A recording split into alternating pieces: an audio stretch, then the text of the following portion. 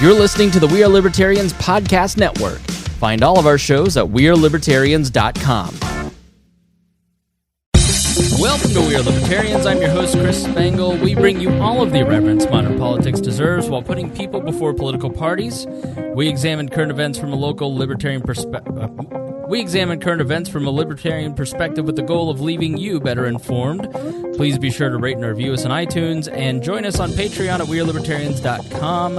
And we are always taking your questions and comments via email at editor@wearelibertarians.com. Now, this is the second in a series that I am really excited about, and it's taken us a few misstarts to get here, but I'm so glad to have my co-host for this series, Rob Quartel, back. Rob, how are you? I am doing just fine, thank you. So the virtue... Surviving the torrential rains that, of course, nourish the swamp. Yes, and so you are broadcasting live from Washington, D.C., where you have been for how many years now? Let's see, it would be, 1973. How many years is that, Chris? 17? It's 35 years. Let me do the math. All right, carry the 3. It's 35, yes, 35 years. Now, I think it's more than that, right? Well, yeah, because I'm 34. 45 years. 45 years. All right. Yeah, right. So Rob has been a fly on the wall to a lot of amazing things over the last, 5 decades. And we ended up meeting on my trip out in February to Washington, D.C., to the Students for Liberty Conference, and we ended up having a great 2-hour car ride, having a conversation, and I said, you're giving me a perspective that I want my listeners to have, because we don't really know what it's like to live in Washington, D.C., to work in politics, to live in that environment, and I think to have a better discourse, we need to have a better understanding of how things actually work. So I always say you can't change a power structure if you don't understand it. And so Rob has been nice enough to make himself available, and we'd love to have your questions also. So beyond just what I ask, I'd love your questions at editor@wearelibertarians.com. So if you have any questions about how Washington, D.C. works, then please send it in. Rob, why don't you give us just a minute-long explanation of your background and just give us kind of a bit of your history as we reintroduce this series, The Swamp Explained. Sure. So if you went to my LinkedIn profile, you would see that I think of myself as really a serial entrepreneur. I've been there at the beginning of a number of federal agencies, the EPA, the Federal Energy Office, which became Homeland Security, the Presidential Clemency Board under President Ford many years ago, involved with a bunch of private sector startups. I've been involved with shipbuilding and technology. I'm a technologist. I invest. I'm still working in many different things, fingers in a couple pies, and I have 2 companies, one in the U.S. and one in the Middle East. I live 6 blocks from the White House. Have another house in Virginia on the Chesapeake Bay, so I both live in the swamp and get away down to the bay where real people live. And I have a brother in Florida who constantly reminds me that I'm an elitist. But I also think of myself as someone who believes in disruption. When I was Federal Maritime Commissioner under first President Bush, I was pretty well known for having tried to abolish my own agency while I was being paid by it. So I think I'm pretty open-minded. I tell people I'm a Republican. I'm from the Republican wing of the Republican Party, and there are not many of us left.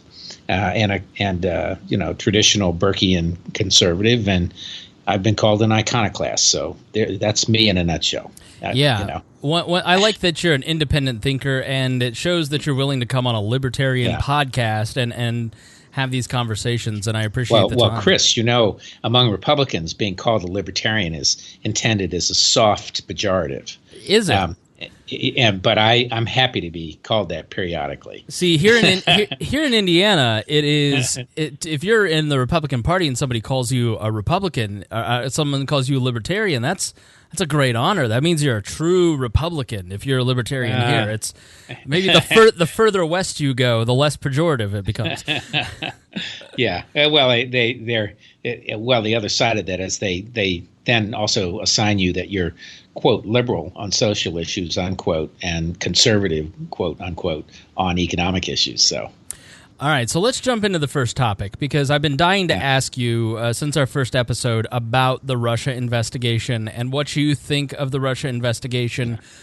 You probably know several of the players that are involved in this. So let's start at the beginning, and let's start with the presidential campaigns.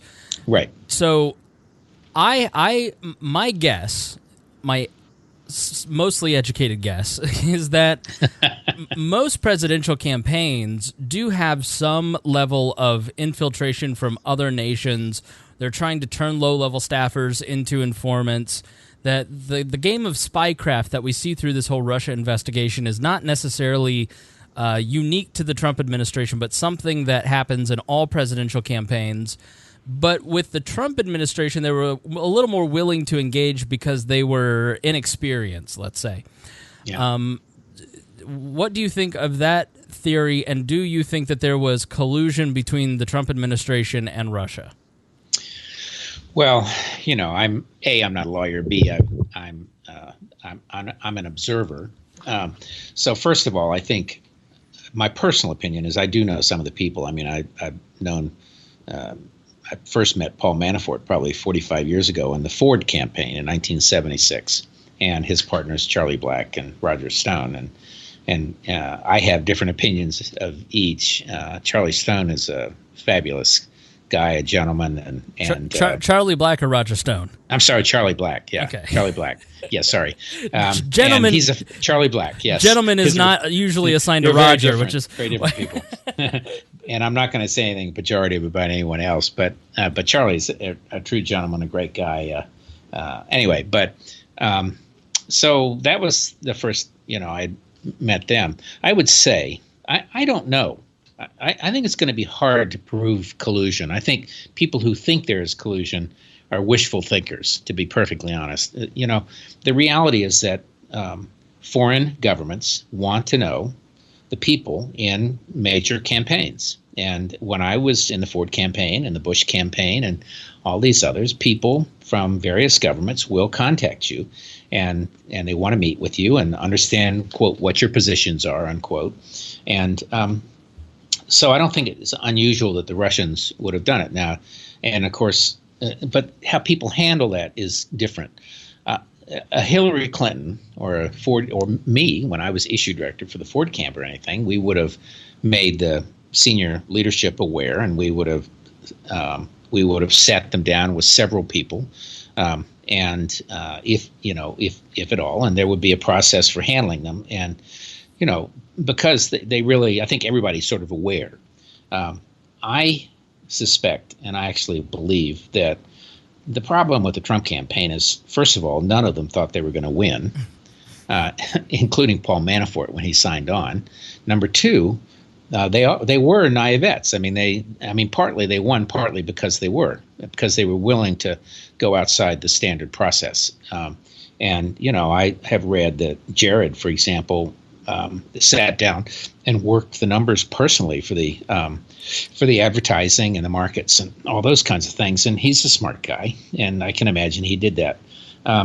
If anything, Paul Manafort should have known better than to have had that meeting and to have brought in Jared or any other senior guy quite like that. This was the meeting, and exposed them to any risk. Yeah, and this was the meeting with the Russian lawyer where supposedly it was about adoption in Russia. Right, yeah. And they clearly didn't do their homework before they went in and all that. Now you have the question was who knew what before who knew what.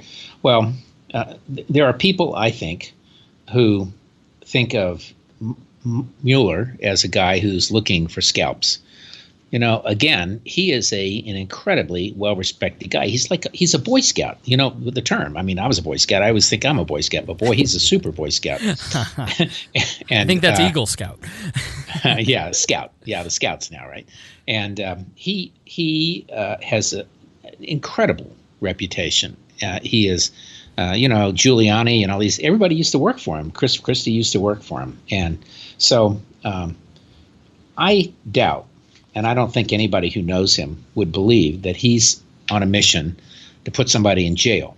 He was commissioned to figure out, was there Russian influence and collusion in the political campaign? And I think he will find there was Russian influence. Do I think he'll find overt, deliberate collusion? I doubt it. And this is where people go to jail, though. It's not on whether it actually happened, but whether they testified falsely. So right. That's where the people have already been caught. And, of course, he's following a classic strategy. You go to weak lower links in the chain, and you get them to break. And he's done that with Cohen and, the whole crowd. And it may work. And, where they got in trouble or may get in trouble is because they're at the bottom. They may think they had to protect someone and that it would never go up the chain, and they may have lied or misstated or something else. So I'm going to be very skeptical that they would find collusion. I just think that's really wishful thinking on a lot of people who hate Trump and the Trump administration. There's a lot of, Jared was quoted as saying before, Jared Kushner, before, the president's son-in-law, before a group of Republicans that they couldn't collude because they didn't know what they were doing. They were too incompetent. That they won was a fluke, right. Basically. So, yeah, and I think that was about as honest a moment as you could possibly get. So that's my take. Now, I would say, this whole thing, and then alluding that to some overarching manipulation by Putin is, I think, a huge stretch. And you can be appalled by the press conference and how it was handled and everything else, but it doesn't make him a puppet. Sure.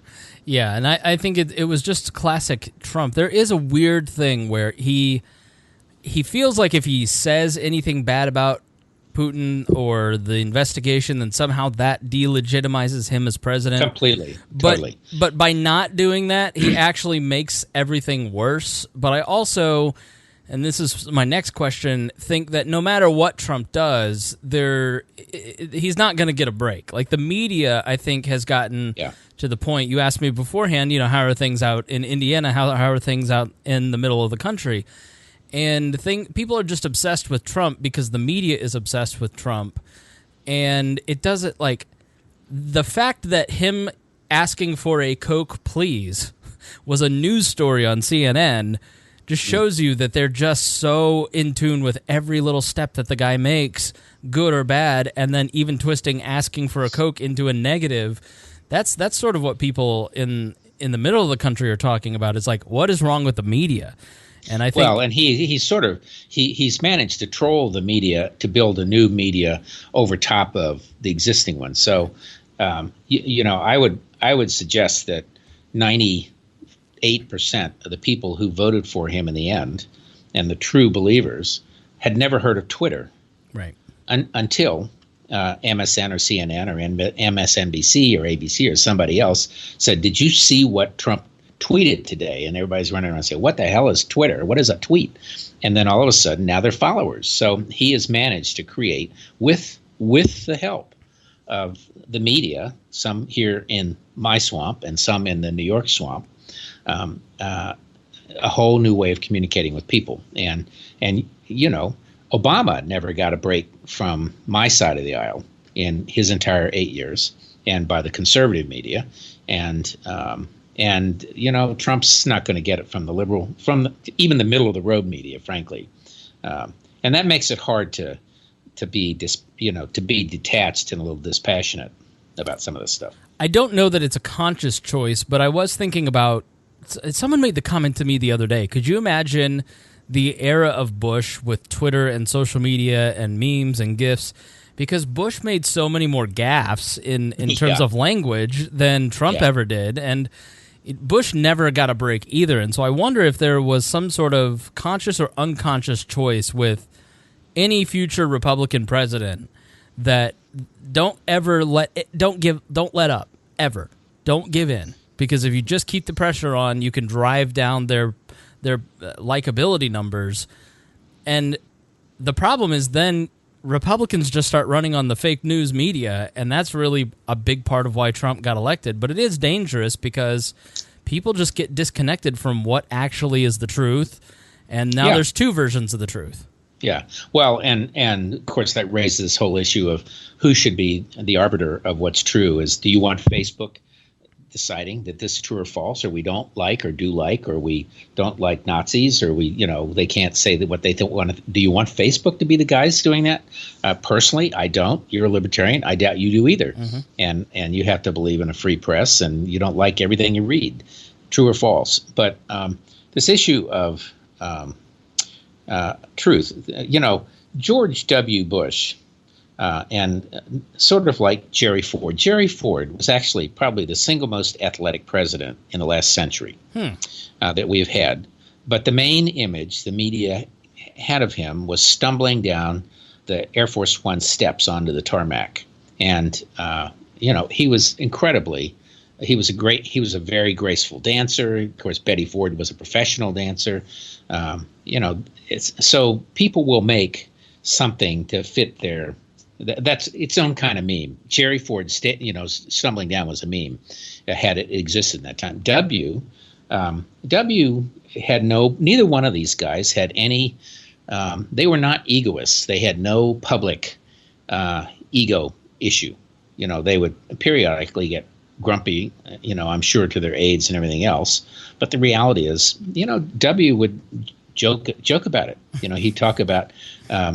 He had some great lines about misremembering and things like this, because that's what he did. Right. He joked about the nuclear. Nuclear. Yeah, nuclear. That's right. Right. Well, who said?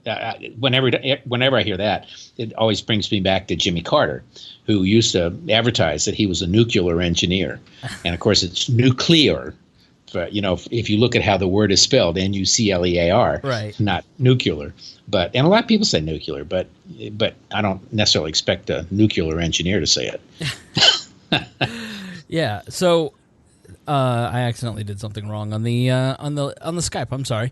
So I wonder, where does this go? Like, when you hear the chatter around Washington D.C., what are the president's chances of finishing a first term or even seeing a second? What do you think, and what do you hear amongst your peers in the swamp? So it depends on who they are. I mean, I think practical politicians of both stripes seem to, what they don't see is someone who can take him on either side. Mm-hmm. And they're seeing, wins on his behalf. So, or what the public reads as wins. So, my personal opinion is that, and remember, I won 18 bets on the election predicting he would win. I mispredicted one state, Virginia, by 3 points, but I was pretty close. And my personal opinion is that he's more likely to not run than he is to not win.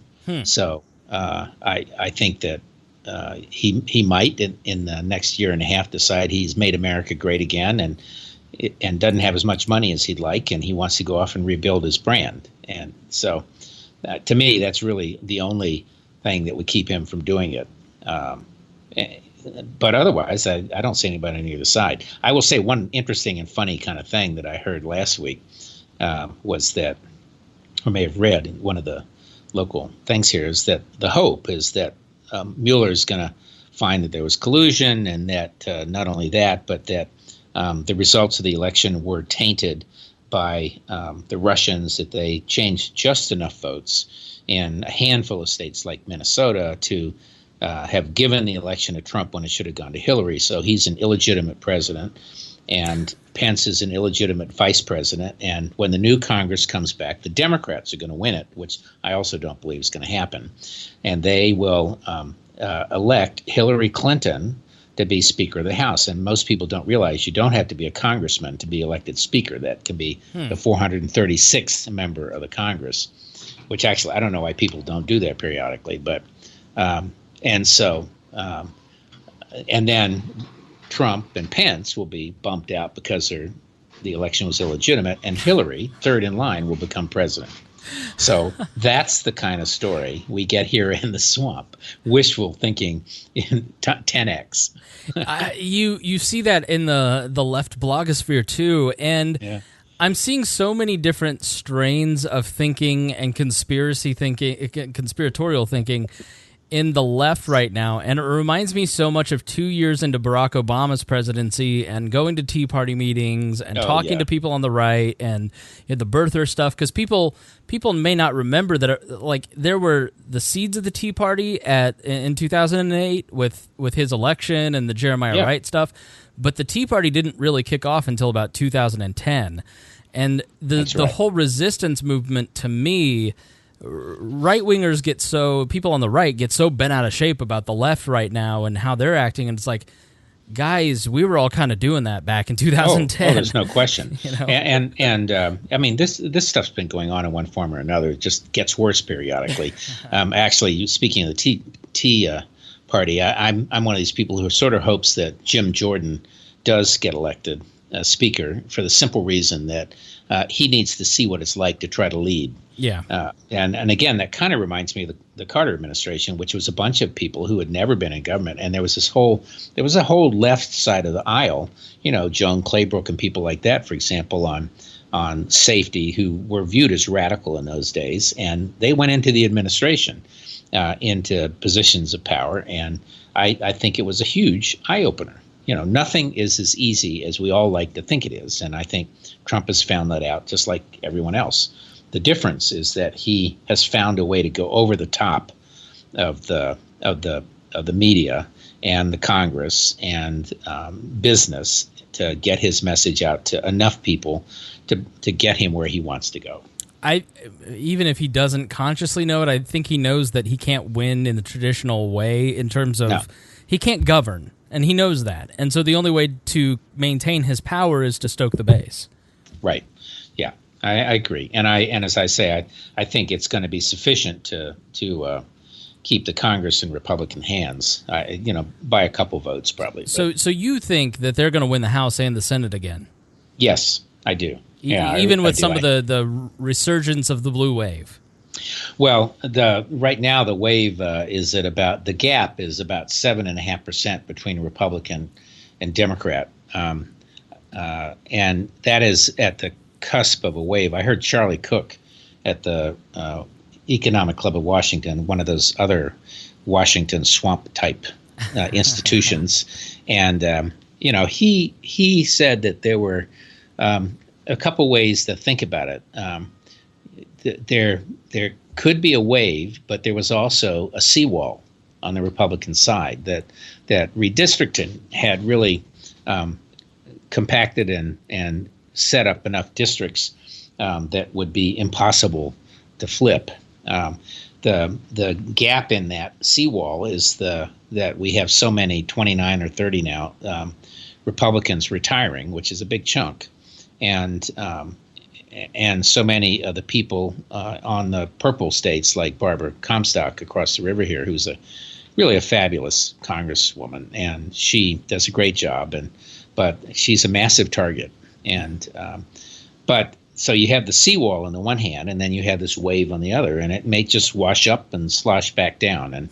And my personal opinion is it's going to wash up and slosh back down. And it's going to take a lot with it, but I'll be surprised. But we'll be talking about this, Chris, as we get closer to the election, and maybe you and I can do one of these sometime on just look down state by state and do the numbers and have some fun with that. Yes, thanks to our Patreon supporters, I subscribe to the Charlie the Cook Report, which is a website that basically he and David Wasserman, specifically on the House, go through and rate all of the various House races. That's really interesting. I think Jonathan Chait, I think it is a writer for one of these liberal magazines, very liberal writer, but he basically was asked, he jokingly said yes when asked, "Are you glad Trump won for ratings and for readership?" Yeah. And it's true. I mean, my former co-host always used to say, could you imagine how boring it would be if Hillary Clinton were president? Every day, if you set the news at 8 a.m., it's different by 8 p.m. You have to do a new show. Well, and remember, and of course, we'd still be talking about a lot of the same things. So she promised to not finish TTP and issues with NAFTA and blah blah blah. So we just have a different take on it, I suspect. So. Let's see. I want to ask. Do you want to talk about tariffs real quick? I mean, you may have an insight, having dealt with a lot of trade issues over the course of your career.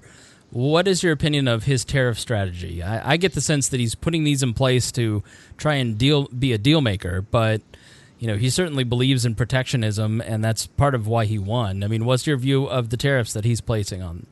Well, I think that's one issue that certainly generates a lot of differences. That's a style, not an outcomes kind of issue, I suspect.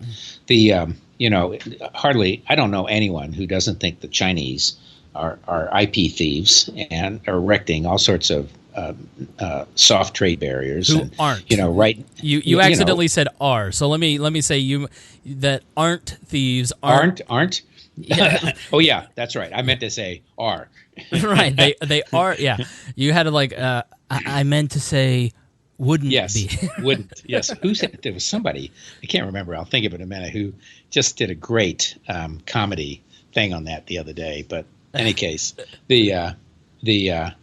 so they are. I have a tech company. I went to China 2 or 3 times to try to do a deal, and they basically, the 4th time I went, they had my technology. They'd stolen it, and so the concepts in any case, and so it's all about how you go about doing a deal, and he is totally one deal at a time. I mean, that's a real estate kind of deal. If you're doing real estate, you may have to bring in the permitting guys and this and that, but you really do one deal, and then you fill in the gaps, and that's what he's doing. I will say some of it's hypocritical though too. The fact that the farmers who voted overwhelmingly for Trump are whining about the tariffs is ludicrous. I would absolutely not give them $12 billion worth of handouts. And in the old days, they would have said, "Oh, we don't take handouts." Well, of course, that's why they're getting milk quotas and subsidies for this, and they changed it from a subsidy to an insurance program, so it wasn't a subsidy, and blah blah blah.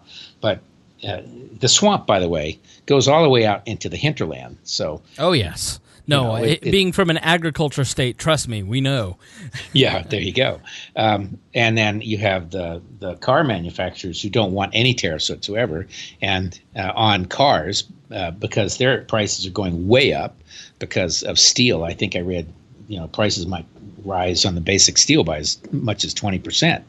The U.S. market, of course, is taking advantage of the fact that we've got all these tariffs on everyone else.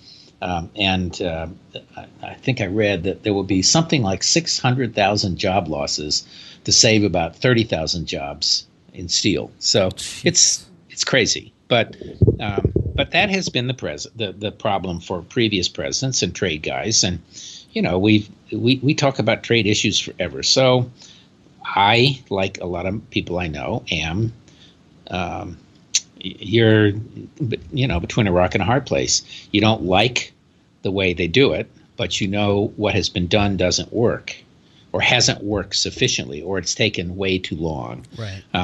Although, again, I have a friend who was under the Treasury in the Clinton administration, and they're now negotiating. And what he would say is that the trade process is a continually evolving process. So you're in continuous negotiations, and you negotiate a point about how to treat something, a piece of intellectual property, or how intellectual property is treated, and then you immediately start renegotiating it and all the other treaties to which you're a party. So you're actually evolving them as you go. So nothing is hard and fixed. Even NAFTA, all these others have been being negotiated from the first day they were signed. So you could compare it to Obamacare. The second Obamacare was passed, they immediately started talking about passing fixes for the bill. So that's right. Okay, because that's something, because I don't think people really understand how those trade negotiations work, and that's something that doesn't surprise me that you'd immediately, the second something like that is passed, you're continually tweaking it. And you do it in one treaty, and you move it into all of the others. So you're learning, and of course, what the mantra of the politicians is, well, NAFTA is 30 years old or whatever it is, and it's out of date, or this treaty is out of date, or that. The reality is they're being updated every single day, simultaneously. As you solve one issue, you can plop that into another treaty that's been sitting there for 30 years. So they may not be changing the text of the treaty, but they're changing maybe policies governed by the treaty? They can change policies, they can do side letters, they can do all sorts of things. And as you know, for the most part, treaties are not actually ratified by the Senate these days. They become executive kinds of agreements. So. Okay. That makes total sense. So let's move on to our second topic, of which you are one of the world's foremost experts, in my opinion, which is another trade-related issue. It's called the Jones Act. Yeah. So can you explain what the Jones Act is and what your relationship to it is?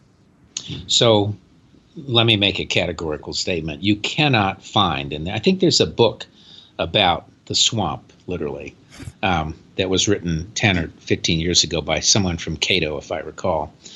You cannot find another law which is a greater illustration of the swamp than the Jones Act.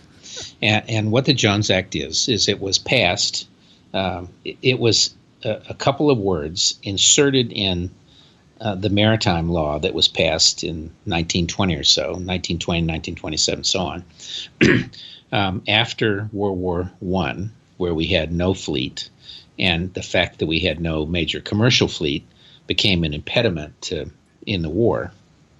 It was intended to rebuild an American fleet and shipbuilding and all those things. The Jones Act is a provision that basically linked a bunch of different parts together to require that if you're going to sail from one American city to another in a boat, it has to be an American-built boat, built in the United States.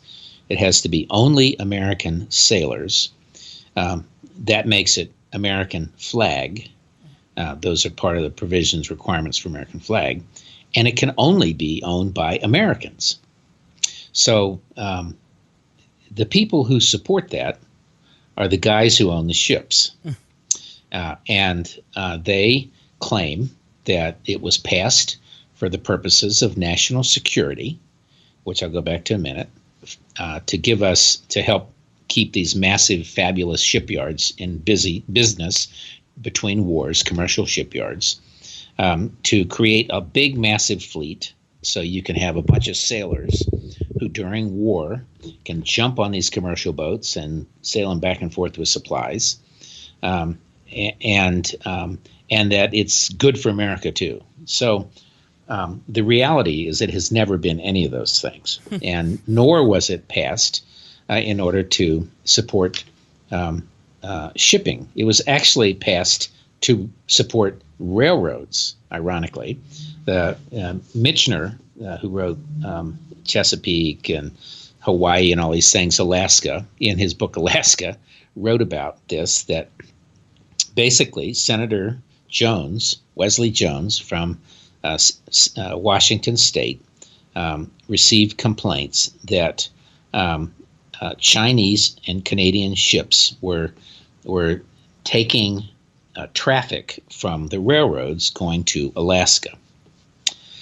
They were moving, they were cheaper. Ships are, in the order of transportation, the cheapest mode is always shipping.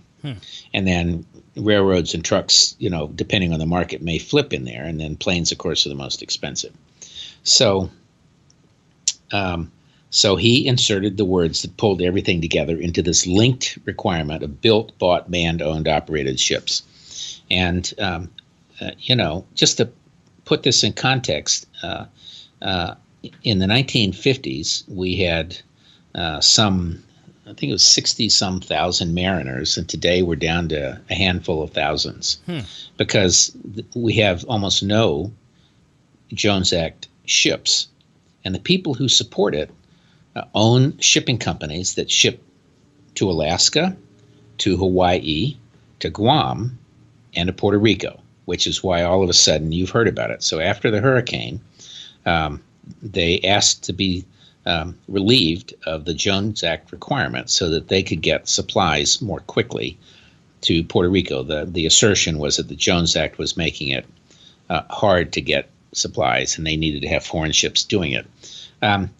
Honestly, that was not a great example because Puerto Rico is largely served by international ships. There's no law that says an international ship can't come to your city or drop off or pick up cargo.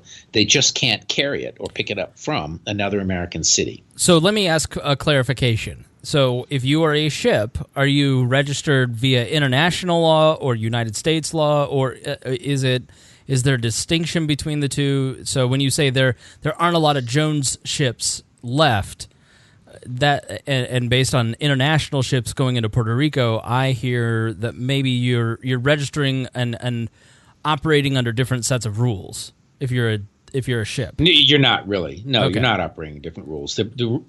While the U.S. Coast Guard has its own set of rules, which the standards are slightly different. It might be like the fire hydrant on a ship is on the left side, not the right side. So maybe the way to put it is you're not an Indiana car or an Illinois car. If you're driving in Florida, you're operating under Florida's laws if you're a car in that particular territory. You operate under the laws that you're in, although the flag under which you're registered, those standards are the ones that you have to abide by, certain manning standards and all the other things.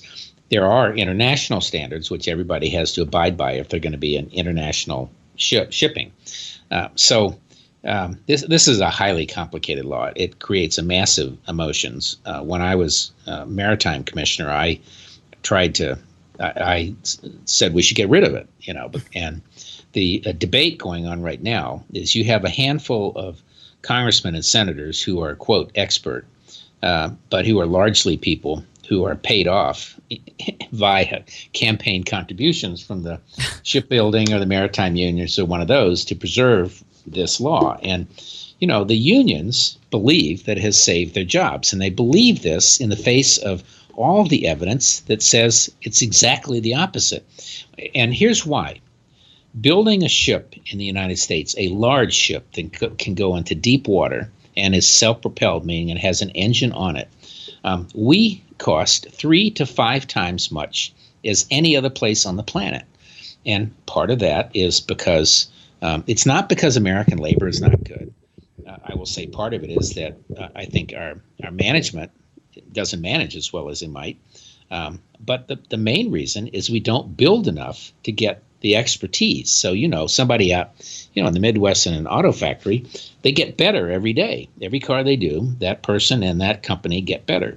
But shipbuilding, you're building one, every 2 years at best. And the only reason you're building it is because, and they're usually oil tankers, is because the law requires that they're American built and they have to be built. That's that. That's how they do it. American, because it's so expensive to build a ship here, people don't want to buy them. And so they let their ships get older and older and older. And our ships our fleet, our so-called fleet, the handful left of these ships that are American built and Jones Act, they're like 10, 15 years older than they should be to even be floating. Some of these ships are 45 years old. And that creates other issues in and of itself. There's safety issues. I had a friend who had one of these ships that broke in a storm like 10 years ago off the water, and seamen drowned, and they had massive expense to try to rescue the rest. But the fact that the ships are so old means that they actually are less efficient. They burn more fuel, that costs them more. They require more people on board, that costs them more. By the way, American sailors cost, 2 or 3 times more than somebody else. They are not more skilled. They like to say that's because we're so much better and we don't want to be paid slave wages. But you realize a merchant mariner makes, on average, 4 to 5 times what the average American makes and gets 6 months off every year. And by the way, you're paying a subsidy for his salary. So the average taxpayer pays, in his taxes a subsidy for a guy who works 6 months a year for a salary which is 3, 4, 5 times higher than his. So it's, and at some point we could play with the numbers, and I'm happy that we can put some of this online. Chris, we should do that. And I'm also happy to put on both sides online as well. But the Cato Institute, which is libertarian, has done some terrific work. A guy named Colin Graybaugh, and he and others in Washington are really starting to take this on. Heritage has always been opposed to it. Senator McCain has been a major opponent. I headed a group years ago called the Jones Act Reform Coalition, and our position was that if you could eliminate the requirement that you build ships here, we'd start buying more ships, and they'd be newer ships, and they'd be safer, and then shipyards would start to learn from repairing these ships. But that was viewed as a threat. I'm trying to think of some idol, some god somewhere. The Jones Act is the holy of holiest of the maritime industry. And it's very anti-consumer. And the current debate, Duncan Hunter is one of the worst congressmen on this issue. His dad was too. They both, they come from a shipbuilding district, which ironically only builds oil tankers, and not very many these days because they're so expensive. And just to give you a figure, so a big tanker may cost $35 million these days. In the U.S., it costs 110. Wow. And think about this: if you do any finance, because it costs so much, they can never sell it on the world market. They can only sell it to another Jones Act company, which means they can't get financing.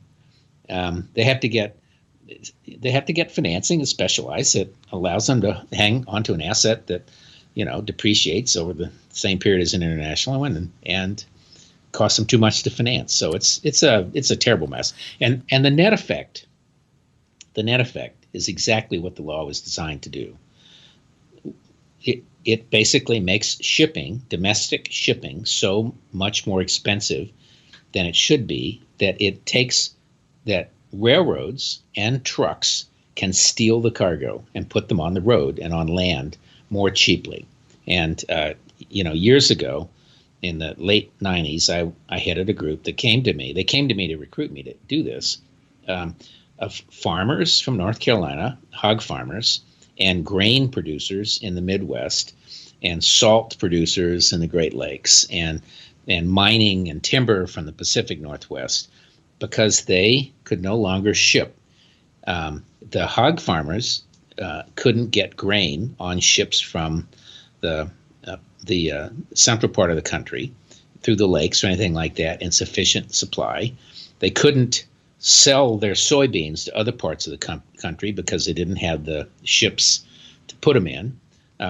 So they were buying. So we're losing soybean markets to the Brazilians and grain to Latin America and South America, and we've lost our timber market. There are certainly tariff issues in timber, but the real reason we've lost it is because it's cheaper for the Canadians to ship it to us than for us to ship it to ourselves. So I see a pattern here in the steel tariffs that we were talking about earlier. Totally. Where unions and special interests basically pass laws that are protecting them, prices rise, industry gets gutted, and then they want a bailout from the government to help subsidize their bad behavior. Here's one last funny story. So when we were doing this, one of the groups that came to me was a group of cattlemen from Hawaii.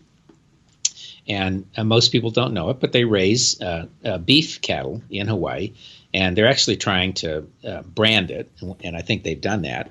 And they have beautiful grasslands on hillsides and everything else, and so the cattlemen in Hawaii had historically brought the corn and grain and stuff over to Hawaii in a grain specialized ship to carry grain, and to fatten the livestock. We all like our meat marbleized and all the rest of that, and then there were no more grain carriers, so they couldn't ship the grain to Hawaii. So they decided to ship the cows to the Midwest, to the West Coast, and then railroad them out to fat stock yards. So they did that for a while. And then there were no more cattle carriers, which are specialized ships. And they had to be Jones Act because it was from Hawaii. And then the shipping line, Matson Navigation, which is a Jones Act carrier and has opposed all of these changes because they have a monopoly market in essence, proposed that they essentially cut containers in half and call them cowtainers and put the little calves in the containers and then ship them over to the West Coast that way. And of course, the cattlemen didn't like that because they're not specialized, and the ship companies, the carriers, would say, "Well, wait, these work fine. I don't care if you don't like it; it's fine. You're the customer. It doesn't matter what you think."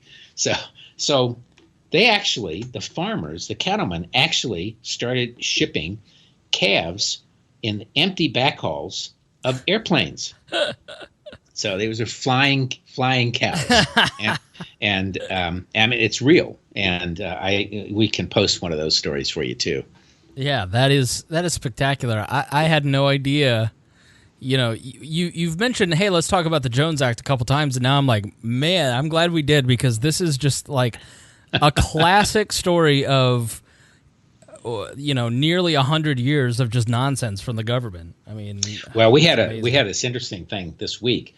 Duncan Hunter conspired with some of the Jones Act carriers to produce a fictitious report that said, and what the Jones Act does, it makes shipping more expensive. So it's like Hawaii has massively higher prices on so many things, and Puerto Rico does, and Guam and Alaska, and they could actually have regular prices if everybody could serve them, but only certain people can serve them. But in any case, so contrary to what people in Puerto Rico know, they produced a report that was no doubt funded by the maritime unions, indirectly or directly, that said there was no difference in the prices at a Walmart in the selected products that they had picked, and they picked a handful of things randomly, despite the fact that the index actually shows that Puerto Rico pricing is about 18% above the mainland.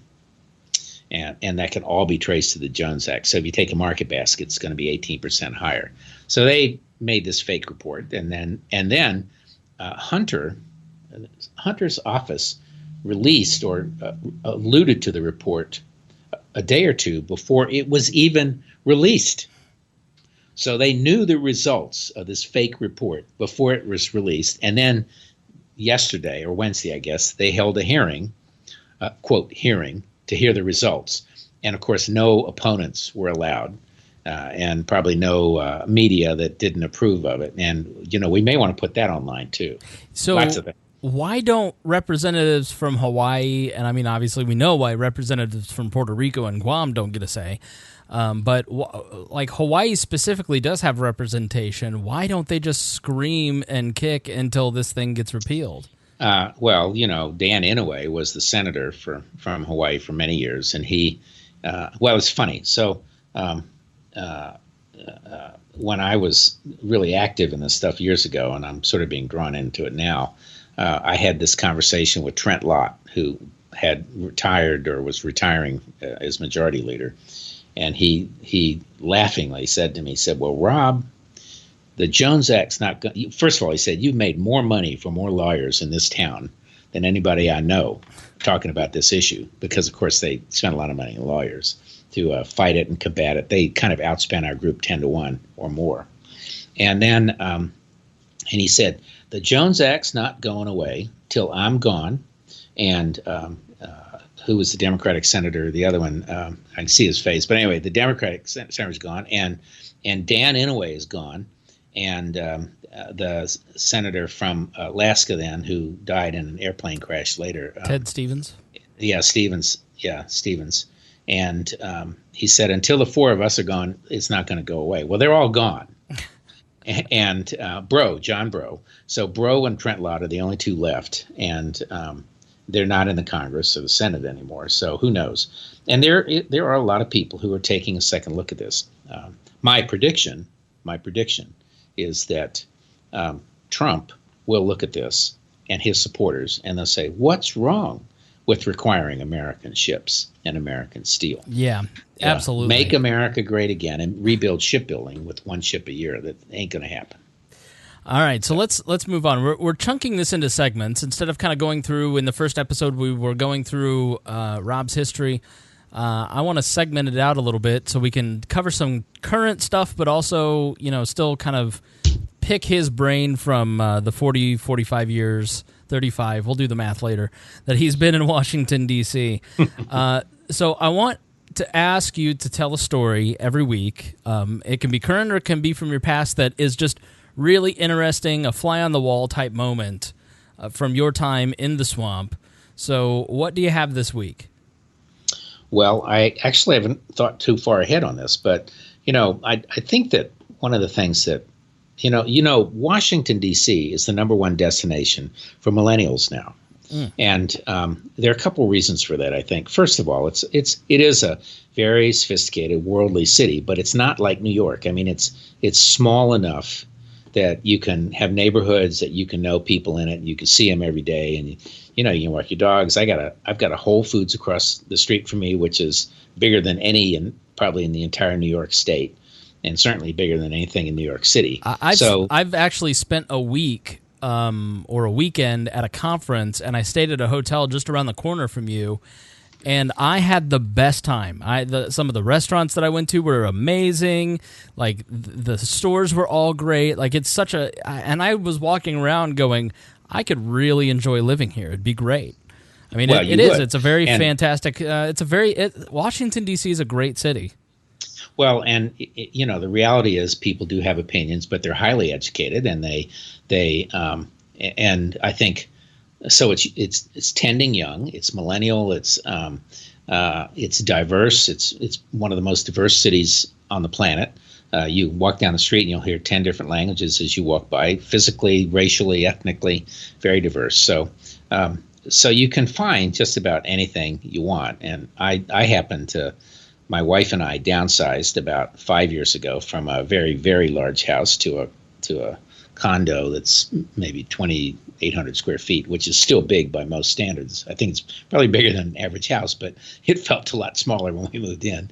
And we're smack in the middle of Logan Circle, which is 6 blocks from the White House. And, we have probably 100 and said to have 160 plus restaurants and bars within 5 or 6 walking blocks of where we live. So it's young.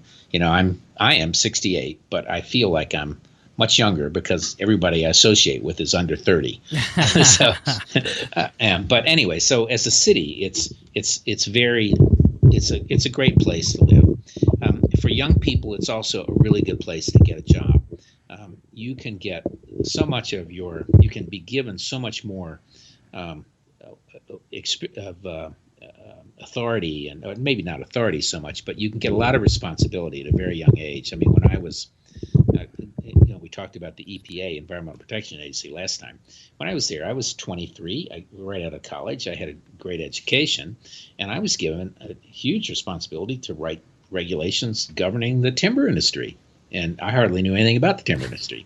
And I had consultants and all that. And but it's good for young people, and it's good for people who just want to live. I mean, a lot of people from the surrounding suburbs are selling their houses my age and moving into the city because you can walk everywhere and do all these kinds of fun things.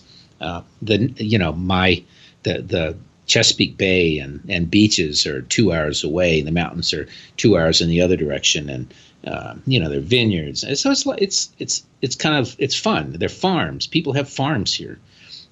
But it's like when I go to New Jersey, I never thought of the fact that New Jersey may be one of the most farming intensive states in the country, but I don't think of it that way until you actually see it. I was in Philly this past week, and I was in the market. I know you were. I was there for lunch. Yeah, I know. We crossed each other. We crossed. And I was eating at DeNick's in the market, and I look over at this fruit stand, and they've got New Jersey tomatoes on sale, and I'm like, gross. But then I thought about it. I was like, actually, they're really good. Yeah, it's a very pastoral state, except for the north. Just you hope that sludge doesn't come down the river. And they have Princeton. Yeah, the sludge. Well, you mean political sludge or what? All of it.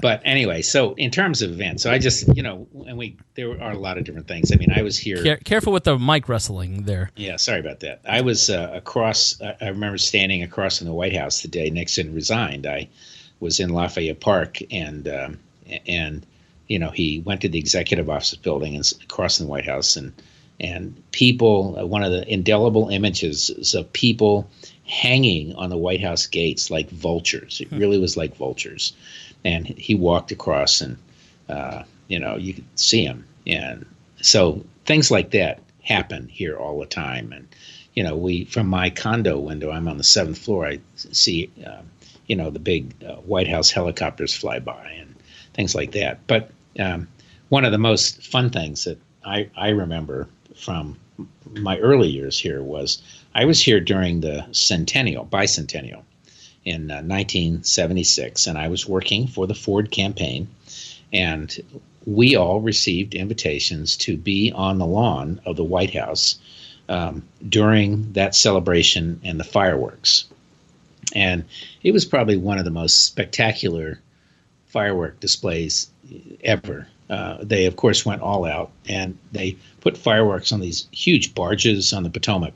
And, you're on the White House lawn, and people are picnicking and walking around, and their families, and, the Marine band playing, and then the fireworks going off at, when it hit dark. So those are the kinds of things that every regular people can experience. I was a kid. I was 26. I mean, I definitely was in the campaign. I had an important role in all that, but I wasn't a cabinet secretary or anything like that. And I certainly wasn't rich, So, ordinary people can experience some really extraordinary things here. And history is happening here all the time. That's what I always tell people. They think, it's the establishment and those people. And it's like, all you got to do is just show up and keep showing up, and eventually you're establishment. I mean, that happens in the Libertarian Party. Like, people look at Nick Sarwark and they're like, oh, he's so establishment. He's the chair of the party. It's like, yeah, Nick just has been showing up for a decade. He started off nobody. Then people kept seeing him over and over, and then all of a sudden he's significant. I mean, that's the beautiful thing about American government, is that can happen in American government as well. Well, and this is the tug and pull here. The John Boltons and people like that have been here their entire lives. So are they swamp or are they not swamp? Right. They've been in the middle of it up to their hip boots, and I think that's you want people who kind of know what they're doing. But as we talked about it last time, that some people do a good job and some people do a job, and some people sleep when they're at their desk, and you want people who can make the wheels run. The notion of a deep state, we haven't talked about that a lot. I do think there probably are institutional things which are hard to change, and if you want to call that deep state, that's fine. And there's certainly sets of people who are institutionalized in these institutions who might be like that too. But anyway, it's a fun city. So speaking of that, our final segment is our second to last segment is going to be recommendations. So everybody eventually gets to Washington, D.C., especially if you're a political nerd, if you enjoy politics. You have to go to Washington, D.C. You have to go and experience it. And when you do, we want Rob to give you some tips on what you should see, where you should go, where you should drink. And because, you heard him, there's 160 restaurants in Indianapolis total, let alone within 5 blocks of walking distance of me. So you think I should maybe publish my restaurant list? Yes, you should at least work on it. But so I have one. What is your? Yeah, I would totally publish that. So what is your recommendation for this episode?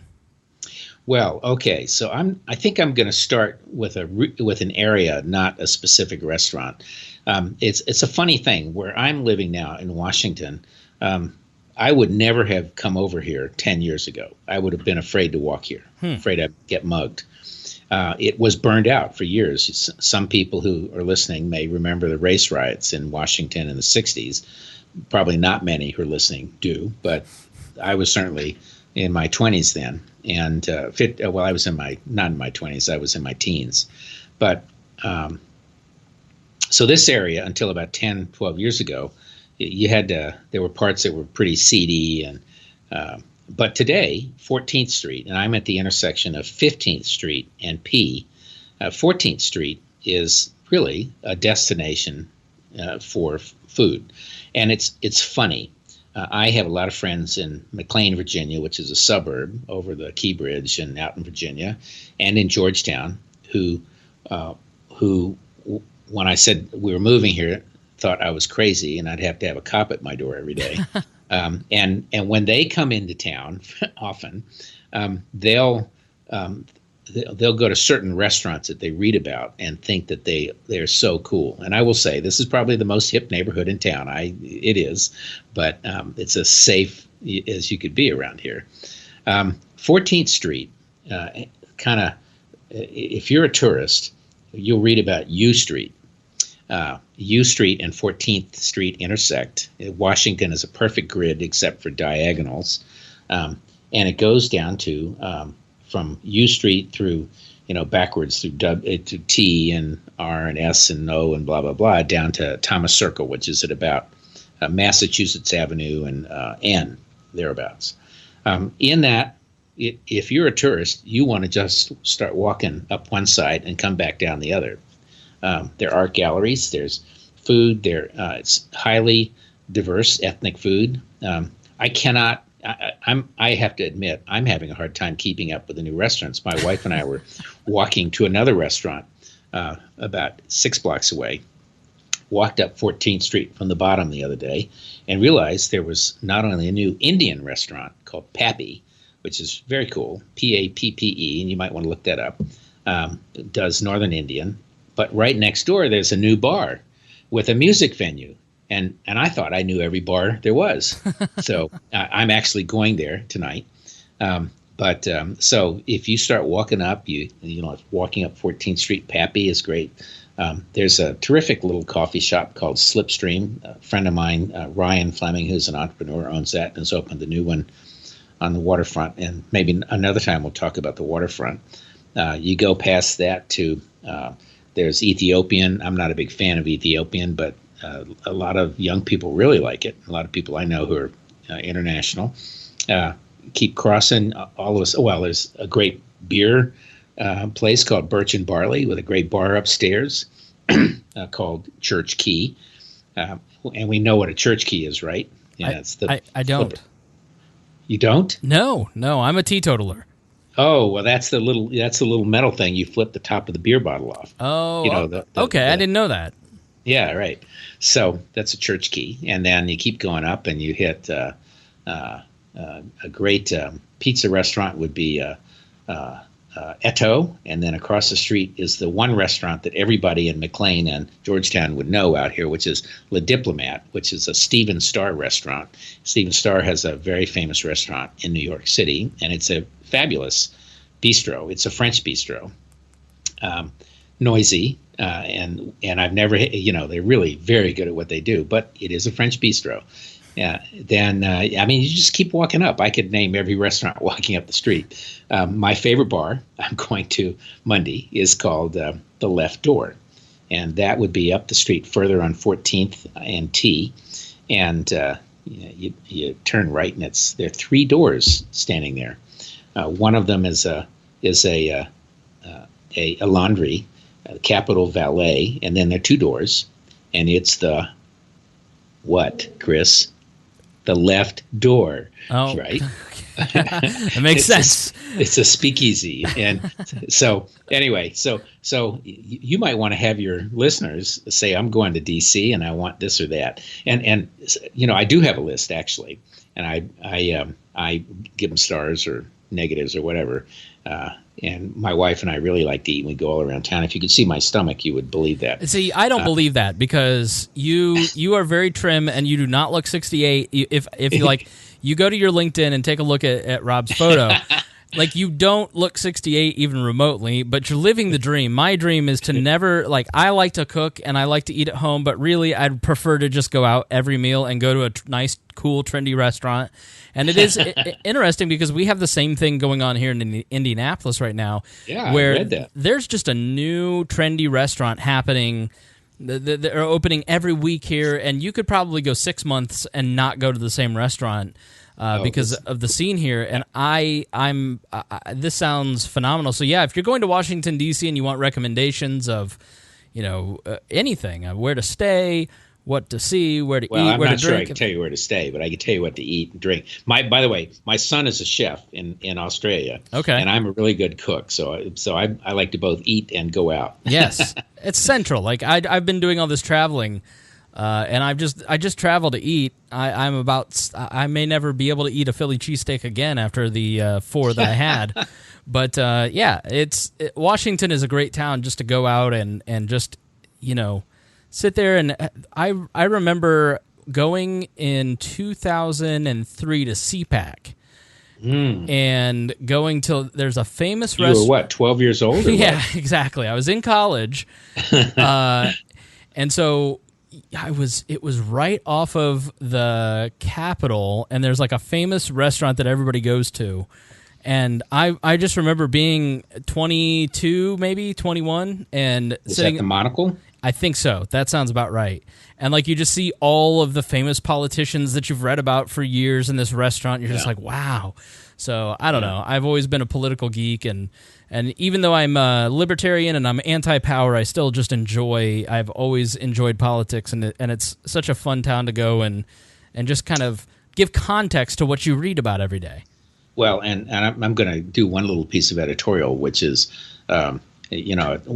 we saw, for example, Ivanka Trump and her husband at a restaurant we really like several months ago, and I'm at a table with, I think I had 6 or 8 people, and she was at a table.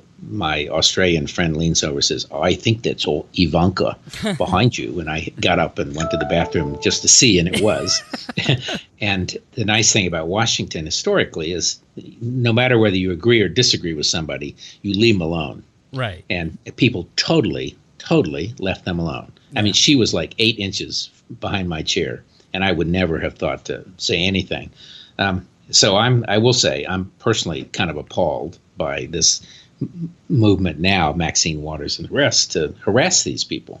You don't have to, you don't like them, but people deserve some privacy in this town. That's a really bad thing in politics these days. When you start giving yourself license to be indecent, like, it's one thing if you're indecent and then you go, "Oh, I shouldn't have done that." It's another thing to give yourself license because you don't know where that ends up. You don't know where that takes you, and it usually doesn't. And then the other side starts doing it, and then that takes us all to a bad place. And tomorrow you'll be sitting there and in some administration that other people don't like, and they'll do the same to you. That's exactly right.